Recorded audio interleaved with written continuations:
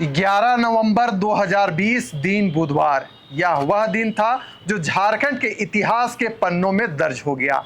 यह वह दिन था जब झारखंड विधानसभा में विशेष सत्र का आयोजन किया गया और सरना आदिवासी धर्म कोड प्रस्ताव को पारित कर केंद्र को भेज दिया गया। अभी हम लोग 2024 में खड़े हैं और सवाल उठ रहा है कि क्या झारखंड में फिर से सरना धर्म कोड लागू होने जा रहा है। यह सवाल इसलिए उठ रहा है क्योंकि 15 सितंबर को जमशेदपुर की धरती में प्रधानमंत्री नरेंद्र मोदी का कार्यक्रम है। झारखंड में विधानसभा चुनाव होने वाला है। ऐसे में क्या प्रधानमंत्री नरेंद्र मोदी झारखंड में सरना धर्म कोड को लागू कर देंगे, ये एक रहस्य बन चुका है। हमारे सहयोगी निरंजन जी इस वक्त हमारे साथ मौजूद हैं। सूचना मिल रही है कि सरना धर्म कोड झारखंड में जल्द लागू होने जा रहा है, क्या कहेंगे इस पर? विशाल, सरना धर्म कोड, सबसे पहले तो समझना होगा कि सरना धर्म कोड क्या है। जी। सरना धर्म कोड आदिवासी समुदाय के लिए उनकी एक पद्धति है, उनकी पहचान है। और आज़ाद भारत में जिसकी आबादी 8.5% है, 8.5% की आप बात करिएगा तो 12 करोड़ के आसपास इनकी पूरे भारत में आबादी है। जी। और इस 12% आबादी वाले समुदाय की जनगणना नहीं होना इस भारत देश में एक दुर्भाग्यपूर्ण है। जी। अगर हम अंग्रेजों के शासन के समय की बात करें तो यह आदिवासी समुदाय की जनगणना होती थी। 42-43 तक इनकी जनगणना हुई है। लेकिन आजाद भारत में इनको उस कॉलम से बाहर कर दिया गया। जी। जिस कॉलम में लिखा रहता था कि आप अनुसूचित जनजाति हैं या नहीं है, उस कॉलम को हटा दिया गया। और इस आजाद भारत में इस समुदाय का जनगणना नहीं होना इस देश के लिए दुर्भाग्यपूर्ण है। जी। वैसे में 15 सितंबर को झारखंड की धरती पर देश के प्रधानमंत्री नरेंद्र मोदी आ रहे हैं और उस धरती पर आ रहे हैं जिस धरती को लोग कोल्हान टाइगर के तौर पर जानते हैं। कोल्हान टाइगर आप जान रहे होंगे कि झारखंड में लोग चंपई सोरेन को कहते हैं। चंपई सोरेन वही शख्सियत है झारखंड में पूर्व में मुख्यमंत्री रहे हैं और हमेशा झारखंड के आदिवासियों की हक हुकूक की, उनके अधिकार की बात जो है वो करते रहे हैं। उनके छोटी छोटी जनमुद्दों को भी मीडिया के सामने आकर के, बड़े बड़े मंचों से आकर के, सदन तक जाकर के उन्होंने उनको उठाया है। ऐसे में सबसे बड़ी चुनौती या सरना धर्म कोड को लेकर के चंपई सोरेन के सामने है कि चंपई सोरेन क्या अपने उसी तरीके से उसी तेवर में उस दिन वो दिखाई देंगे जिसलिए वो जाने जाते हैं।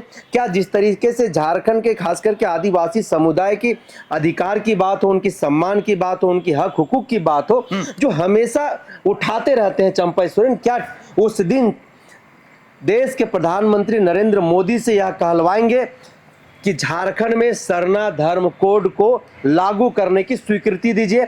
झारखंड में 86 लाख से ज्यादा आदिवासी समुदाय रहता है, 32 जनजातीय समुदाय निवास करती है झारखंड प्रदेश में। क्या उनके लिए जब झामुमो छोड़ करके वो भाजपा में गए हैं तो झारखंड के आदिवासियों की निगाहें पीएम मोदी से ज्यादा चंपई सोरेन पर टिकी हुई है। चंपई सोरेन पर इसलिए टिकी हुई है कि चंपई सोरेन झारखंड में झारखंड अलग राज्य के आंदोलनकारी रहे हैं, झारखंड के दर्द पीड़ा को वो जानते हैं और हमेशा से झारखंड में आदिवासियों की जंगल जमीन की बात हो, उनकी छोटी छोटी समस्याओं की बात हो, उनकी हक हुकूक अधिकार की बात हो, करते आए। और जब 2020 में जब सरकार 2019 में जब झामुमो गठबंधन की सरकार बनी, जब नवंबर के समय में सदन के अंदर जो है एक विशेष सत्र बुला करके सरना धर्म कोड लाया गया, तो उस सत्र के दौरान चंपई सोरेन भी मौजूद थे और वो टेबल पर ताल ठोक रहे थे, मेज को पटक रहे थे कि इस सरना धर्म कोड जो है वह झारखंड के आदिवासियों को मिलना चाहिए, इनकी पहचान इनको मिलनी चाहिए। जिनकी जनसंख्या पूरे भारत प्रदेश में 50 लाख है, 1 करोड़ है, उनको उनका धर्म मिला, उनको उनकी पहचान मिली हुई धर्म के अनुसार। फिर इतनी बड़ी आबादी वाली जनसंख्या को देश के अंदर क्यों नहीं उनकी पहचान मिलनी चाहिए? यहाँ से एक सवाल उठ रहा है कि Bharatiya Janata party master stroke खेलने में कभी पीछे नहीं हटती। एक समय था 2020 में कि हेमंत सोरेन की सरकार ने सरना आदिवासी धर्म कोड प्रस्ताव केंद्र को भेजा था। अब विधानसभा का चुनाव है, जो सूत्रों की अगर माने तो भारतीय जनता पार्टी यही कह रही है कि हमने चंपाई को लाया, आप सरना धर्म कोड भी लाएंगे। यानी जो चुनावी मुद्दा बना हुआ है सरना धर्म कोड, विधानसभा का चुनाव है, पीएम नरेंद्र मोदी यहां पर आ रहे हैं, जमशेदपुर में आएंगे, तो ऐसा नहीं लग रहा है कि कोई बड़ा सौगात देने जा रहे हैं, क्योंकि लोकसभा चुनाव में हमने देखा कि 5 लोकसभा जो रिजर्व सीटें थी उसमें भारतीय जनता पार्टी की हार हुई थी। अब जो मुद्दा बना था हार का, अब उसी को भारतीय जनता पार्टी ताकत बनाएगी, कहीं ऐसा तो कुछ नहीं चल रहा है?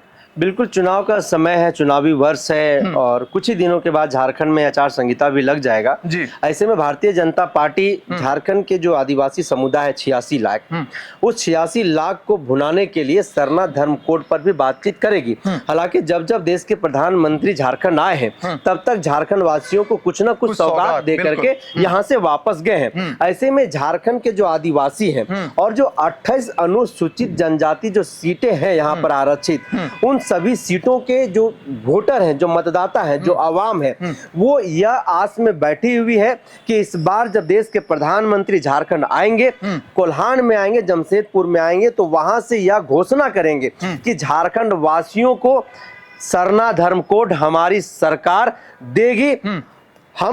हम इसीलिए झारखंड प्रदेश में आए हैं, यह देश के प्रधानमंत्री के मुंह से यहाँ के आदिवासी सुनना चाह रहे हैं। और इस बात को भुनाने में भारतीय जनता पार्टी झारखंड प्रदेश के चाहे बड़े नेता हो, चाहे निचले स्तर के कार्यकर्ता हो, इसको कतई भी जो है इनकार नहीं करेंगे, इनको वो भुनाना चाहेंगे। और आदिवासी जो एक वोट बैंक है, क्योंकि जिस गलती को 2019 के लोकसभा में उन्होंने भुगता है, फिर से उस गलती को दोहराना नहीं चाहेंगे। और झारखंड में अगर भारतीय जनता पार्टी चाहती है कि हम यहाँ पर आदिवासी सीटों पर कब्जा करें, क्योंकि 2019 के विधानसभा के चुनाव में केवल 2 सीटें ही जो है वो भाजपा के खाते में गया था, बाकी सीटों पर उन्हें हार का सामना करना पड़ा था।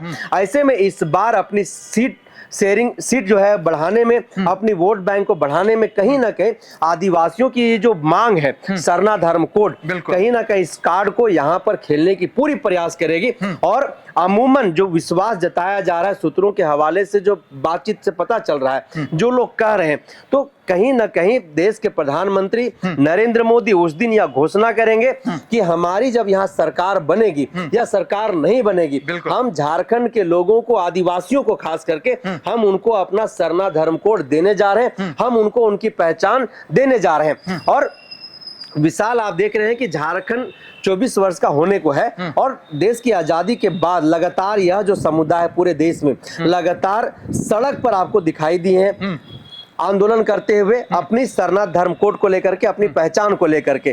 और इनकी एक ही मांग रही है कि हमें हमारा पहचान दे दीजिए आप, हम भी इसी भारत के रहने वाले हैं और इस धरती के पहले व्यक्ति हैं, हम प्रथम व्यक्ति कहे जाते हैं। ऐसे में हमें उपेक्षित क्यों रखा जा रहा है, यह भी कहीं ना कहीं सवाल है। और हमारा जनगणना में जिस तरीके से जनगणना नहीं होना, हमारी काउंटिंग नहीं होना, तो क्या केंद्र की सरकार जो है यह मान रही है कि यहाँ पर देश में आदिवासी समुदाय नहीं रहते, या उनकी अपनी एक पक्ष है? आपने कहा आप जाते हैं आदिवासी इलाकों में, जाते हैं वहां पर बातचीत भी करते हैं। हमने देखा कि जो आदिवासी सिंगल अभियान के अध्यक्ष है सालखन मुर्मू, उन्होंने जनवरी को पत्र लिखा था राष्ट्रपति को कि जल्द से जल्द झारखंड में सरना धर्म कोड लागू होनी चाहिए।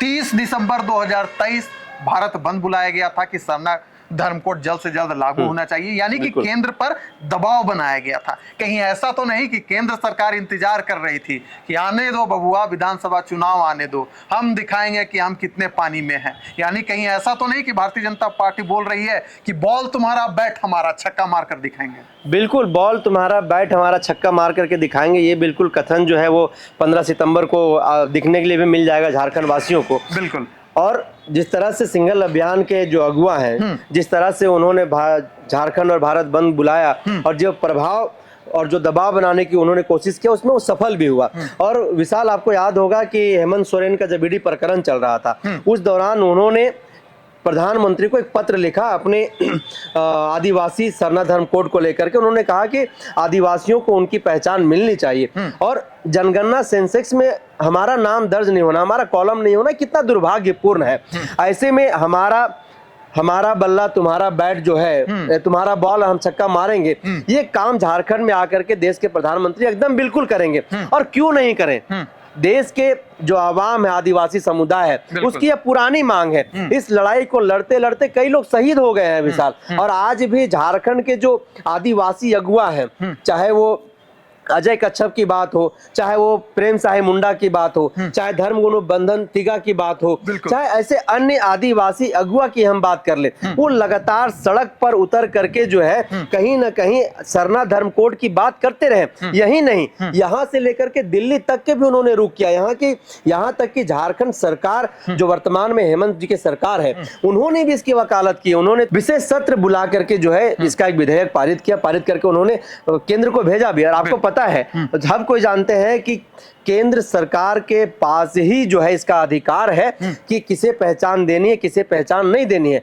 मतलब सीधे तौर पर यह है कि कानून बनाने का जो अधिकार है वह केंद्र सरकार के पास है। केंद्र सरकार जब इसको लागू, जब इस पर जो है मुहर लगेगी वहां से, उसके बाद जो है यह कानून बन जाएगा। तो ऐसे में कहीं ना कहीं जब 15 सितंबर को झारखंड की धरती पर, जमशेदपुर की धरती पर जब देश के प्रधानमंत्री आएंगे, तो झारखंड के आदिवासियों की निगाहें उनकी भाषण पर टिकी होगी कि अपने भाषण में, अपने संबोधन में क्या वह सरना धर्म कोड की जिक्र करते हैं, क्या यह बात को स्वीकार करते हैं कि देश के आदिवासियों को उनकी पहचान हम देने जा रहे हैं, हम उनको उनका अधिकार देने जा रहे हैं, जिस अधिकार के लिए, जिस हक के लिए, जिस सम्मान के लिए, जिस पहचान के लिए वो लड़ाई सदियों से लड़ते आए हैं।